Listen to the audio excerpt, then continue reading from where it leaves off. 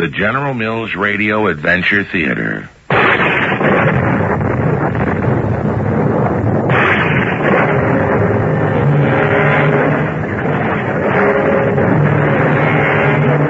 I'm Tom Bosley. Welcome once again to the magic world of radio. Jules Verne was writing over a century ago. Yet because of his vision of the future, his stories today, 100 years later, are still science fiction. For although much of what he prophesied has already come true, many of his predictions still await discovery or proof. None more so than the story I bring you today. Our adventure, Journey to the Center of the Earth, was adapted from the Jules Verne novel, especially for the General Mills Radio Adventure Theater by Ian Martin. I shall return shortly with Act One. Welcome, Daddy.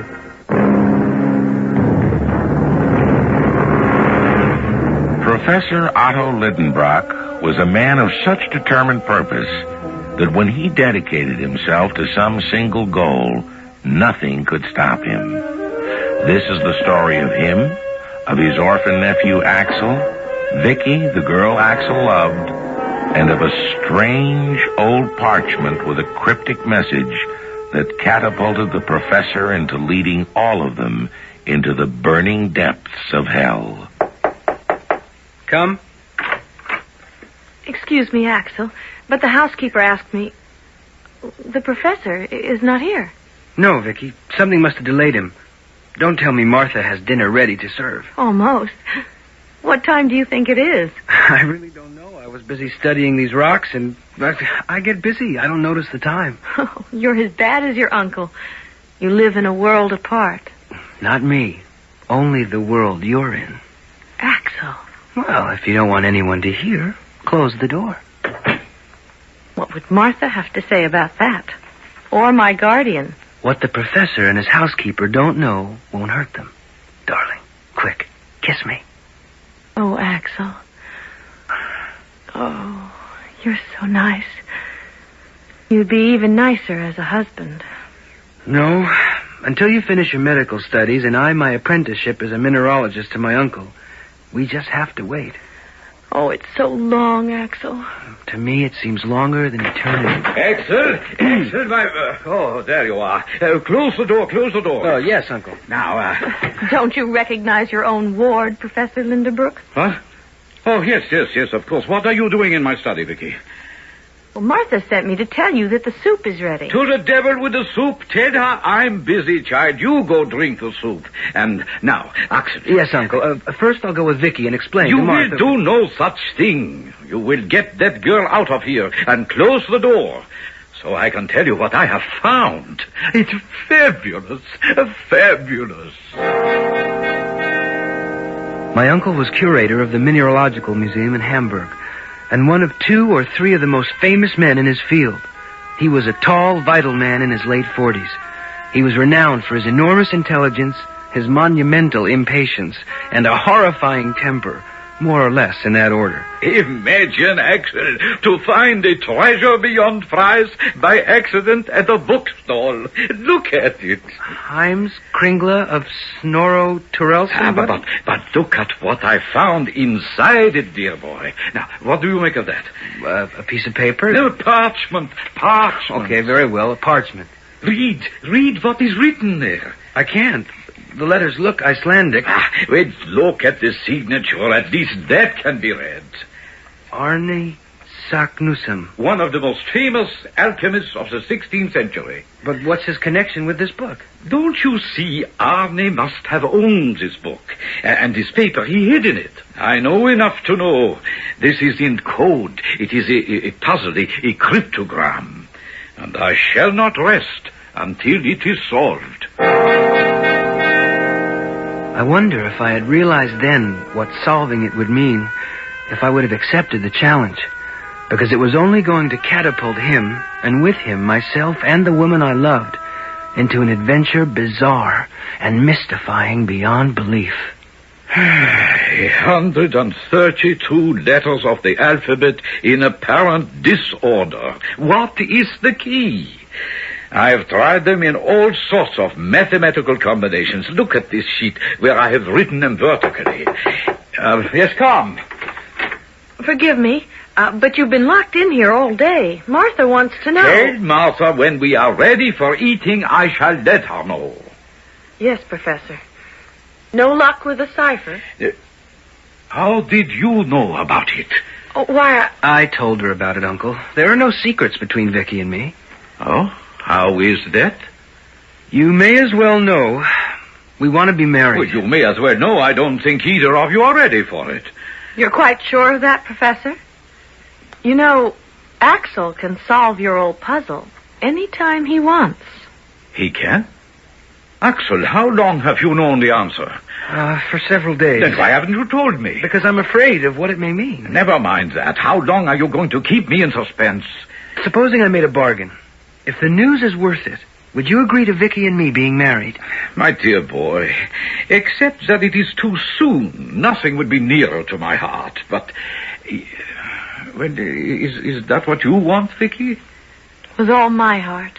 Confound it, all right, yes. Now let us waste no more time. What is the key? You stack the letters vertically. Now read them backwards. Great heavens. I can't believe what I think I read. It is in Latin. Not very good Latin. But it could be read thus.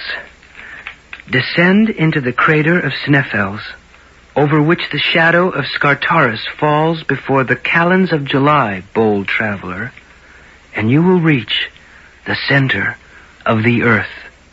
I have done this. Arnisac Nusum. The center. We shall do it too. You and I, Axel. I suppose I cannot refuse that, but you must give me something in exchange. If we set out on this mad adventure, you must give your consent that Vicky and I can be married first. Well, I suppose if it is what you both want. Oh, you see, Axel, all it needed was the right kind of miracle. When, Uncle? Well, the sooner the better. Tomorrow? Yes, if you wish. Of course, we weren't married the next day, but before the week was out, poor Uncle Otto, he didn't quite know what he was letting himself in for. What do you mean, take Vicky with us?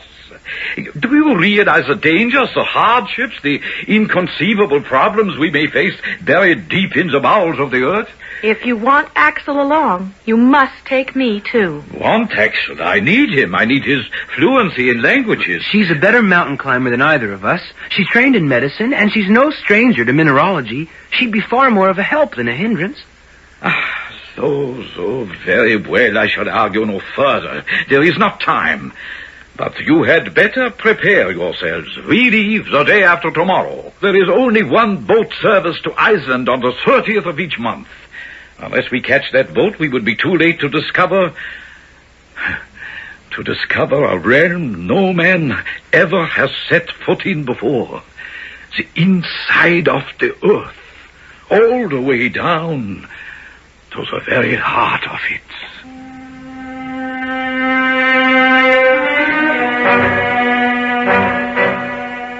That was our honeymoon. That boat trip to Iceland. That cold, remote island in the North Atlantic. A honeymoon shadowed by the frightening thought of what was to come. At least for me, if not for Vicky. Oh, Axel, will you stop looking so gloomy? Come and look at the moon with me. I'm sorry, Vicky. It's a lovely moon, and a nice cool breeze, and I just wish our voyage would go on forever. How about our happiness? There won't be much room for that once we reach Iceland. You really think there is such a moment when the sun will cast a shadow that miraculously points to a strange opening nobody else has ever explored, and that once through it, we will all just walk casually to the middle of the earth? No. Then what's there to worry about?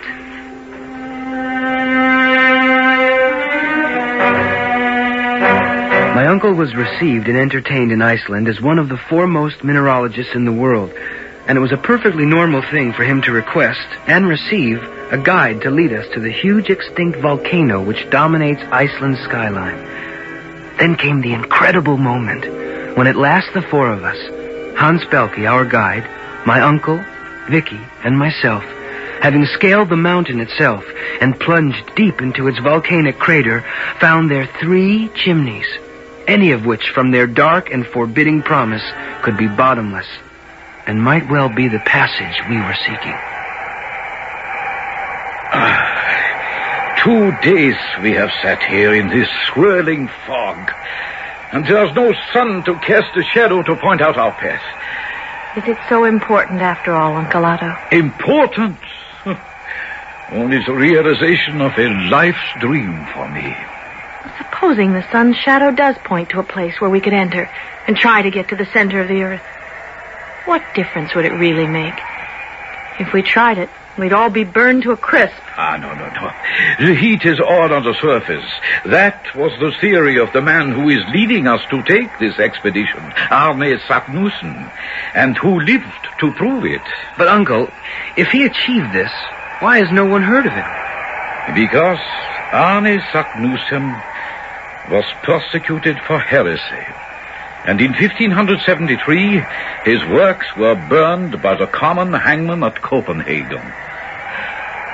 Then are we the only ones who know his secret? If he had one to preserve. But he left no indication of which of these chimneys is our pathway to glory. The sun will tell us if this overcast would just break and... There's the sun now.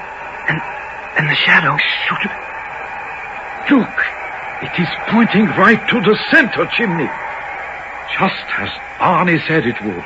You really believe all of this? Oh, yes, there is our route to immortality. When we go down that rock chimney, we will be the first human beings to explore the mystery of inside our planet and to reach at last the center of the earth.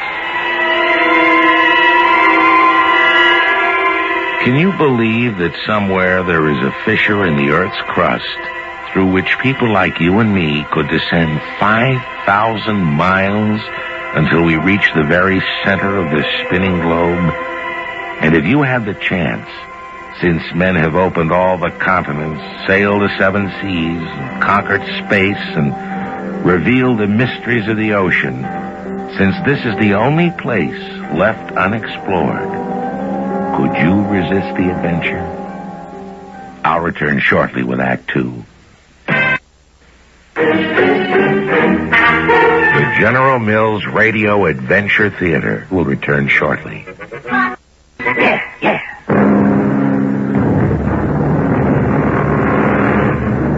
4 lonely human beings, dwarfed by the immensity of the crater in which they stand, are frozen at this special moment when the shadow of the great mountain Scartaris points directly to one of the 3 great chimneys, reaching downwards into oblivion, the entrance, according to an alchemist dead for 500 years, to the passage that will eventually lead them to the very center of the earth. It looks bottomless. I doubt it, if Arne Saknussemm went down it and came back to tell the tale. If... We can repel ourselves down there, but what about the food and supplies? They would go down by themselves, Vicky. What do you mean? Watch Hans. He has already roped them together. Yeah. He just threw it over. It'll be waiting for us. Listen.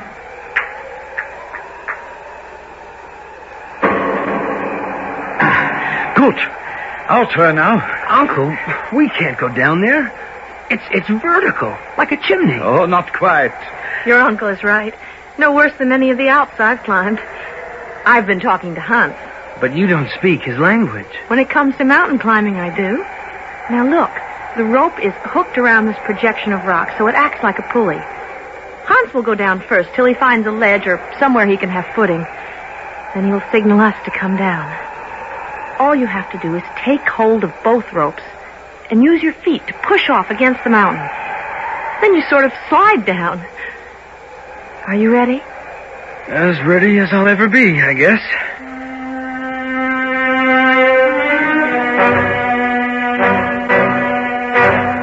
There's no bottom to this. Of course there is. Listen. It sounds like miles. Nonsense. I timed it. Adding the velocity of a falling object to a return speed of sound, I would estimate some 3,000 feet. And how long is our rope? 400 feet. But it was double, so say 200. Which only means we have to repeat what we have just done about 15 times before we reach the bottom of the chimney. Oh, we're mad. That's impossible. We've got to go back.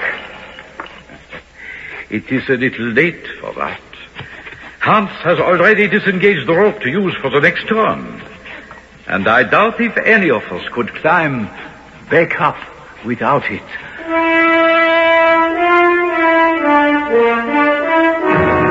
My uncle was right. It took 15 times, hooking the rope around whatever projecting rock we could find, to reach the bottom of that dark, narrow, dreadful chimney in the rock.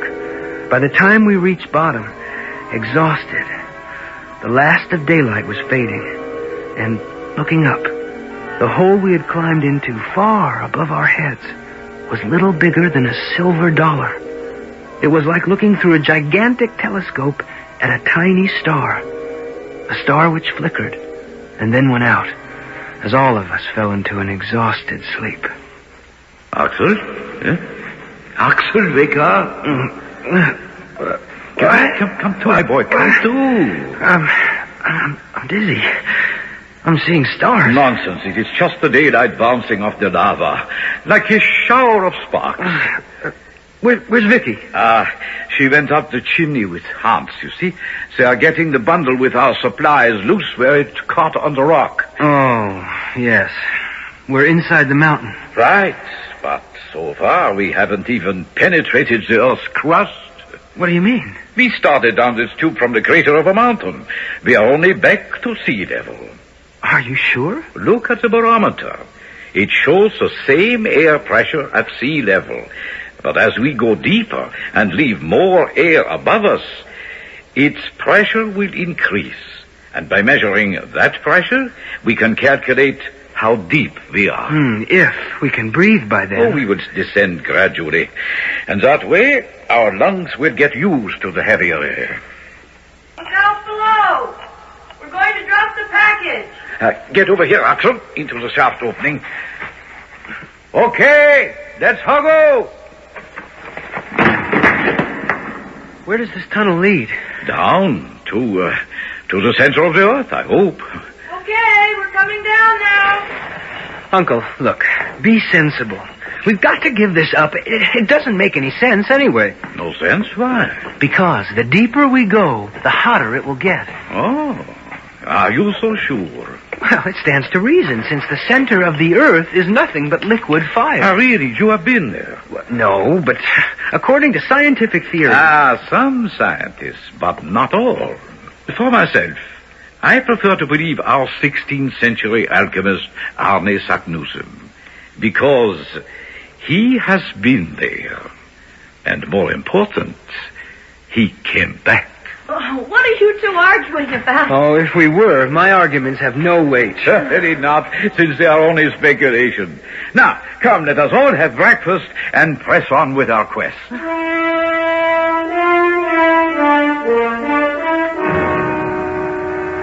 Well, Axel, how do you find the temperature after these first days? It's quite comfortable. And you, Vicky? Oh, I hadn't even thought about it. Well, why should you? By the thermometer, it is just under 60 degrees. Should it be more? My nephew would think so. Me? Why? When we left the surface, it was 41 degrees Fahrenheit. But according to most authorities, there is a 1 degree centigrade rise in temperature for every 100 feet. So, figuring the present rise in temperature by the Fahrenheit scale, could you estimate how deep in the earth we have penetrated? Well, that isn't very difficult. Less than 1,000 feet. Except, my boy, and I promise you that my figures are correct, we are now 10,000 feet below sea level. What does that mean, Axel? It means we are far below the deepest mines ever sunk in the world, and that the temperature ought to be at least 178 degrees. What? So much for preconceived ideas about the inside of the Earth, huh? Now, do you feel better about continuing with our search? Water. What did Hans say? He said water. Whatever the temperature may be, we have only a 3-day supply of water. That's something no figures can change. But as soon as we get below this stage of lava rock, we will find springs. So, we're going on. But certainly. Well, there are 2 roads. Both of them dark and narrow. And there is nothing to be gained by hesitation. So, we will take the one to the east.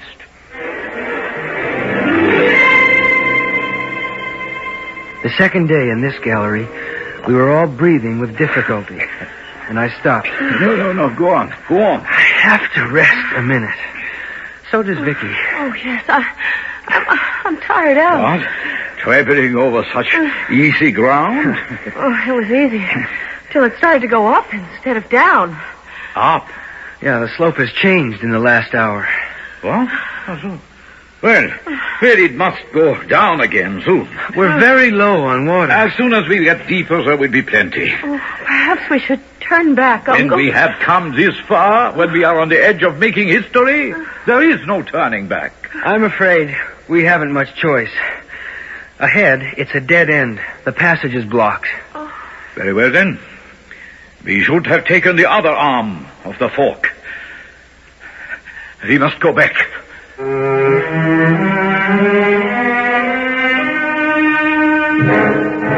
I won't drag you through the mental and physical agony of those retraced steps. Before we got back to the cavern, we had to ration the water. And by the time we arrived, we were parched and so weary we were ready to drop. All of us, except Hans, whom nothing seemed to affect, arrived half dead at the junction of the 2 galleries. Now, come. We must pull ourselves together and try the other fork. What? Are you mad? We must go back. And give up this expedition just when success is almost assured. The only thing that's assured is that if we continue, we'll all die. Very well, then. You must take Vicky and Hans to help you climb. Perhaps you can make it out of the chimney. What about you? I shall go on. And die? I don't believe so. The lack of water is the only thing that stands in our way. And as a mineralogist, I have every hope that within hours we will reach a layer of granite. And there, water should be abundant. Vicky? I think we'd better go with him, Axel. Even if we made it back to the bottom of the chimney, we'd never be able to climb out.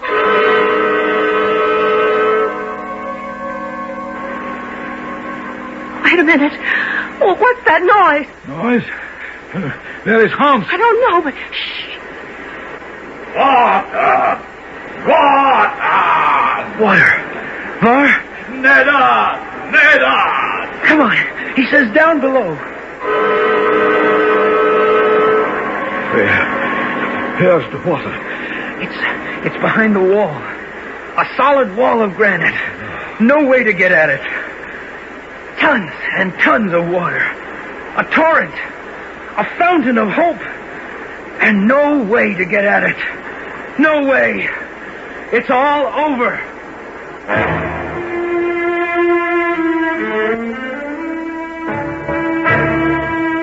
Are our friends to perish, buried alive, dead of thirst, when unlimited water is so near and yet beyond reach? Well, there's a limit to how much suspense I can honestly hold you under. Obviously, if the story is to be continued, they must survive. But how? I'll return shortly with Act 3. This is... The General Mills Radio Adventure Theater will return shortly. Good luck.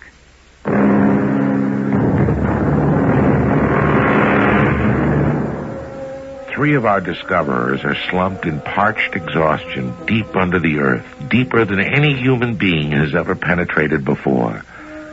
But the fourth, the quiet man of few words, Hans, the phlegmatic Icelander with his incredible physical endurance, has left the others, following the granite wall, listening to the sound of the torrent behind it. And now, faintly, the sound of his effort to save them reaches Vicky's ears first. Axel, listen. What, Vicky? That sound. A pickaxe. Where is Hans? I don't know, Uncle. Pickaxe. He must be trying to break away the wall. Water. I think he's found water. Come on. Let's go. Water. Oh, look, he's found it. Barkin. Give up. What do you mean, be careful? Oh, what is it doing? It's hot. It's boiling hot. But it's really cold. Then it hits the floor. Follow it down, and we can drink to our heart's contents. That precious jet stream of water was to be more to us than something to quench our thirst. Like Kubla Khan that we had all read in school, it led us through caverns measureless to man, down to a shining sea. But I am getting ahead of myself. On the 18th of July, 3 weeks after we had left the surface of the earth behind us, my uncle stopped to make some calculations. Where are we, Uncle Otto? Well, by my calculations, we are 213 miles southeast of Sneffels. But that means we aren't under Iceland anymore. No idea. The Atlantic Ocean is now above our heads, but some 48 miles above. 48 miles? We must all realize by now that there is no way of turning back.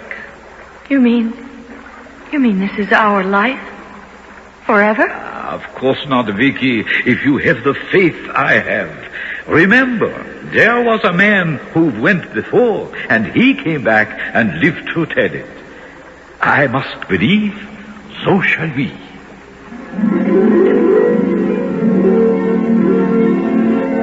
I don't think anyone else believed that. The only thing that kept us from going mad was the sense of companionship. And then, suddenly, it happened. We were hoarding our electricity, saving our lamps. And on this day, feeling along in the dark, the nightmare that lurked in the back of all of our minds happened to me. Vicky, will you ask Uncle Otto if we can't stop a minute? Vicky? Uncle Otto? Hans? Vicky?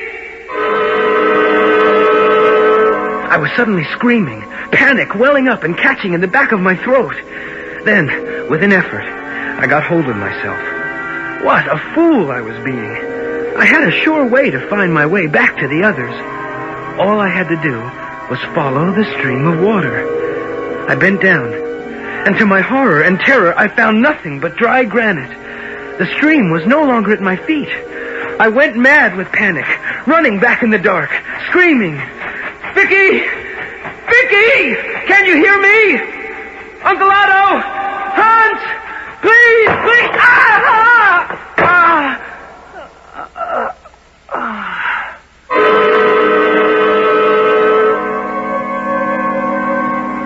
When I came to, I had no way of knowing how long I'd been unconscious. My face was wet with tears and blood, for I'd cut my head when I fell. I was dizzy and half frantic with fear. And suddenly, what was that? An explosion? Some subterranean earthquake? Oh, Lord, please don't let me die. Please don't let me be buried alive. No, we won't give up. Fire the gun again. It's Vicky. And Hans. Help.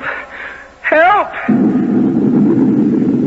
That must be the gun. Why does it sound so strange? But if you can't hear that gunshot, it is hopeless. But I do. I do. Won't give up, give up, give up. Why can't they hear me? And why do they sound so strange? Wait. I see it. It's some trick of acoustics. Their voices are traveling along the wall, like the Whispering Gallery in St. Paul's Cathedral in London. If I put my mouth close to the wall and whisper, maybe... Vicky, my darling, can you hear me? Can you hear me? Can you hear me? Listen. That's Axel. My darling, where are you? I don't know. I'm lost. Axel, my boy, how wonderful to know you are alive and well. We have been hunting everywhere for you. Now, because there is a time lag in transmitting messages, let me get us together as soon as possible. I have my watch in hand.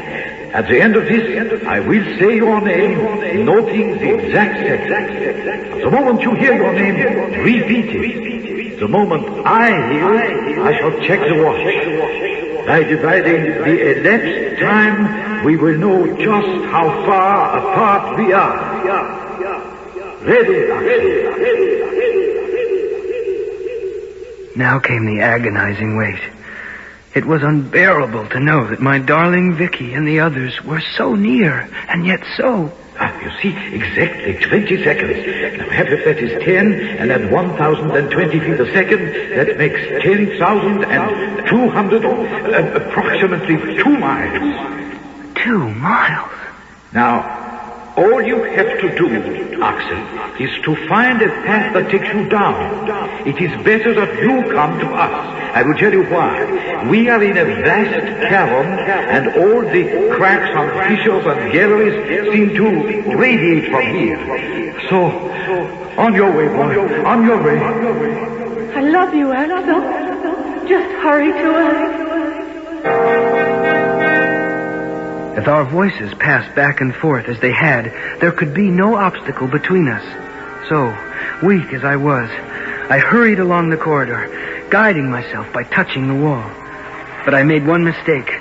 I was careless of what was under my feet, and suddenly, it was as though the ground gave way beneath my feet, and I went slithering on loose rock, down, sliding out of control, faster, till suddenly the slide became a fall.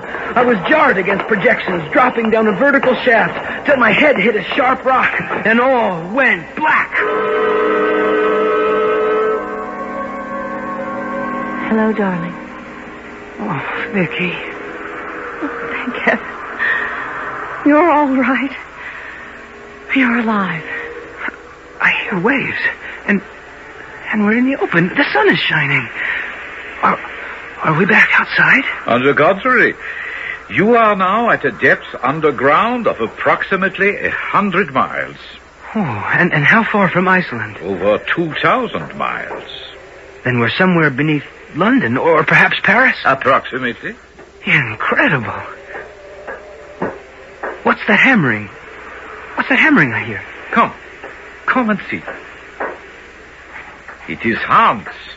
He is building a raft for us. Out of what? Oh, pine, fir, birch. But there are no trees down here. Somewhere on the shores of this sea there are, or were at some time. This is fossil wood, mineralized by the sea, driftwood. It floats, and it will make a fine raft. Good dog, Good dog, Hans. But why is Hans building this raft? Well, so we can follow the example of that well-known chicken and get to the other side.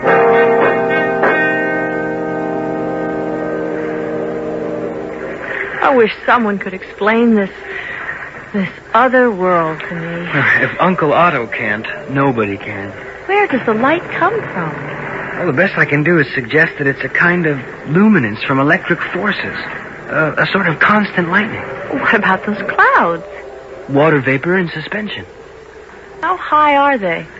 Oh, a good 12,000 feet, I'd say. How large is the sea? At least as big as the Mediterranean. We've been sailing for nearly a week, and there's no sign of the other shore.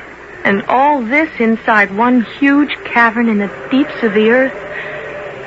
It's beyond belief.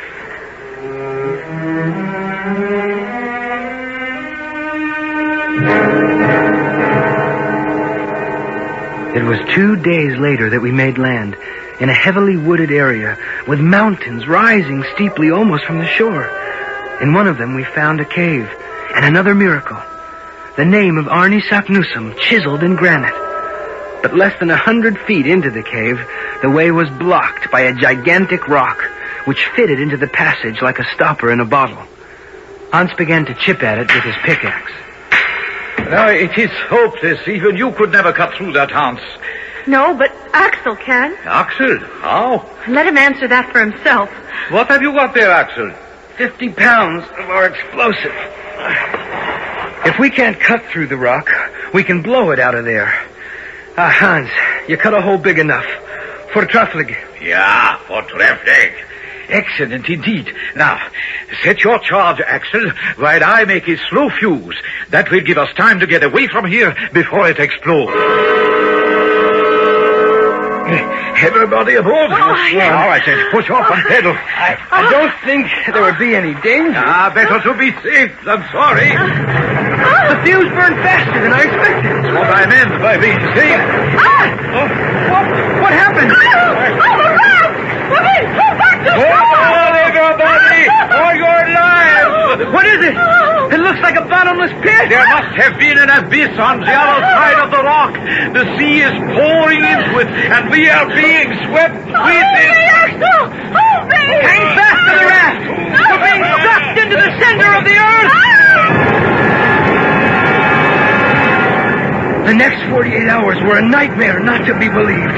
With the speed of an express train, the current carried us down on a wave, tearing through between the walls of the tunnel. We were tossed and battered about, but held on grimly.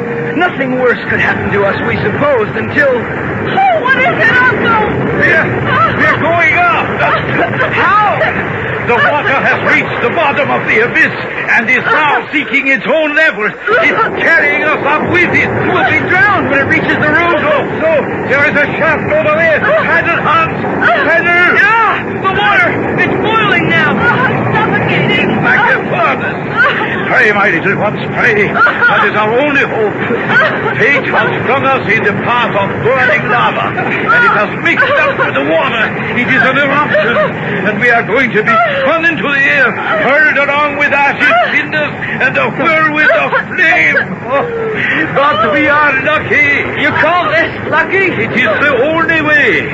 We have a chance of returning from the center of the earth.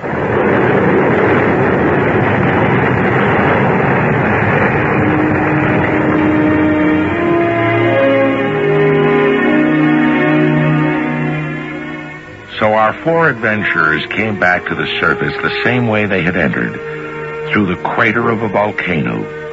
Burned, bruised, tattered, and exhausted, they were blown out of the volcano Etna in Italy, for that was how far they had traveled through the center of the earth.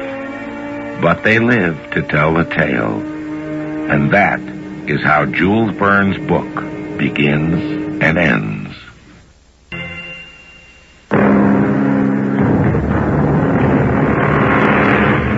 Once again, I remind all of you that there is only time to bring you highlights of a book such as this. To enjoy it fully and to appreciate the genius of Jules Verne, the richness of his imagination, and the scientific knowledge that justifies it, you must go back to the book. It will bring you many hours of pleasure. Please, delicious.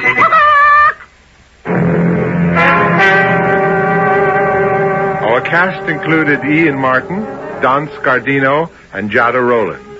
The entire production was under the direction of Himan Brown.